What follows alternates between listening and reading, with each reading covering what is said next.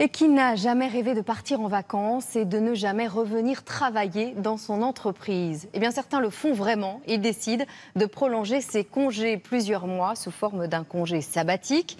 C'est souvent le départ d'une nouvelle vie. Nathalie Pellerin et Olivier Stornbach ont suivi deux femmes qui ont fait ce choix. Témoignage. Il y a 5 ans, Claude était encore responsable d'un service de 30 personnes dans une compagnie aérienne. Audrey, elle, directrice de clientèle dans une agence de publicité. Pour chacune, un début de carrière prometteur et pourtant. Je me suis demandé qu'est-ce que j'ai fait ces dernières années. Je travaillais et c'est tout. J'avais l'impression de n'avoir jamais mon esprit au repos et d'être toujours en tension en fait. À 30 ans, l'une et l'autre décident de prendre une année sabbatique. Ça s'est imposé. J'avais besoin d'être plus proche de ma famille et de me retrouver moi aussi. J'avais vraiment l'impression de me perdre un petit peu, puisque je perdais mes envies, je les laissais de côté et je prenais vraiment pas le temps de prendre soin de moi, de faire du sport, alors que c'était ma passion. Et au moment de reprendre le travail, l'idée de revivre leur passé professionnel leur paraît impensable. Je me suis dit, allez, je reviens pas. Après plusieurs projets, notamment associatifs, Claude crée son entreprise pour concevoir un jeu de société éducatif. 5000 boîtes sont en rayon. C'est bien, on va pouvoir préparer Noël là.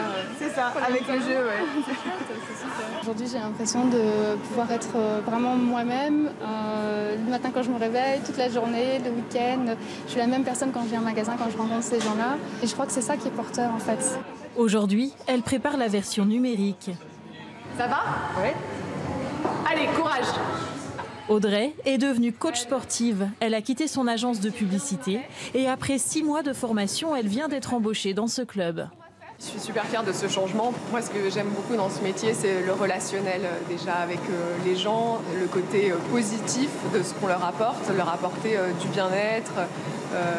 On sent vraiment qu'on les aide à se sentir mieux au quotidien. Et moi, c'est ça, c'est vraiment ce qui m'anime dans ce métier.